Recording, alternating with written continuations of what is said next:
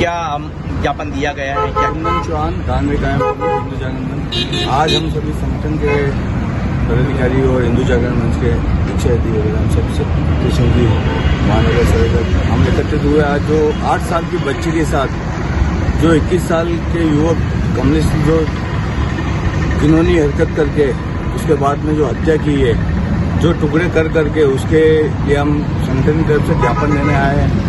और जो पीड़ित परिवार है उसको मुआवजा मिले और उसके परिवार में किसी भी सदस्य को सरकारी नौकरी मिले और जो अपराधी है उसको कड़ी से कड़ी सजा मिले और फांसी की सजा दी जाए उसको।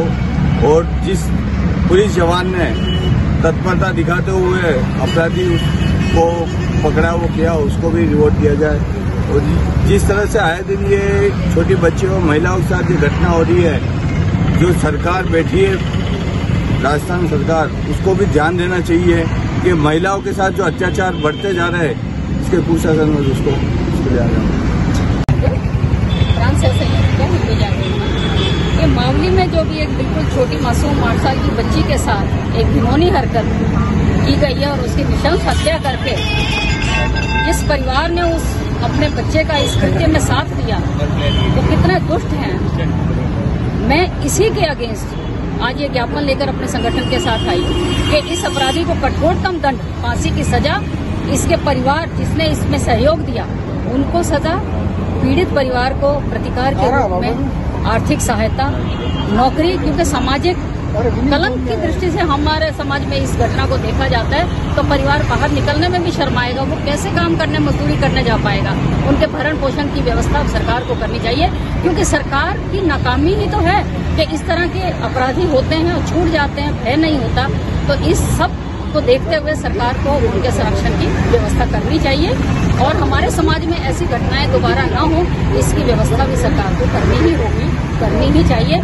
इसके साथ हमारे जो पारिवारिक संस्कारों में कमी आई है व्यक्तिगत आजादी के नाम पर, इन सब से हमें दोबारा बाहर निकल करके अपनी पुरातन उसी व्यवस्था में जब पारिवारिक और सामाजिक एक संस्कार देने की व्यवस्था हुआ करती थी उसमें लौटना होगा।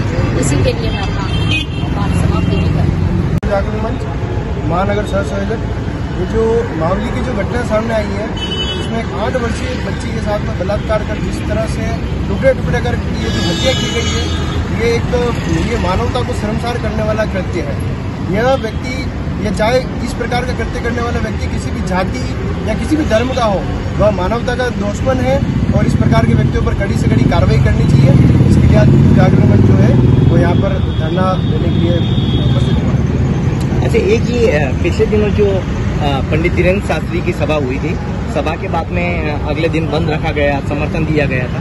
उस मामले में भोपालपुरा थाने में मुकदमा दर्ज करने की जानकारी सामने आई है, मुकदमा दर्ज किया है। क्या कहते हैं अगर इस तरह का मामला होता है, पुलिस द्वारा कार्रवाई की जाती है धर्म संगठन पर, क्या कहते हैं?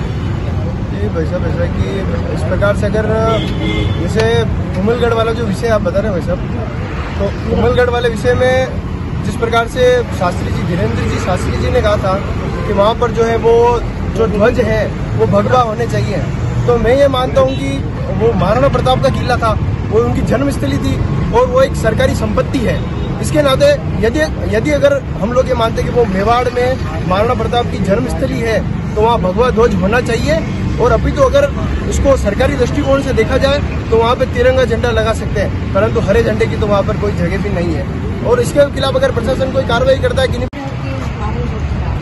मतलब ये जब से ऑनलाइन हुई ना कोविड के बाद से चीजें, तो ऑनलाइन में बच्चे क्या देख रहे हैं, कौन देख रहे हैं, वो जनरली है ना। आजकल छोटे छोटे बच्चे, मतलब 12, 13, 14 साल के बच्चे, मदर फादर को पता ही नहीं।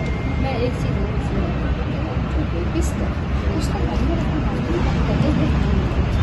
किसी भी एज में जो इसके जो एज गलती से हो सकता है, रेप गलती से नहीं हो सकता, मुझे उसमें इन्वॉल्वमेंट होता है, मेंटल इन्वॉल्वमेंट पूरा होता है।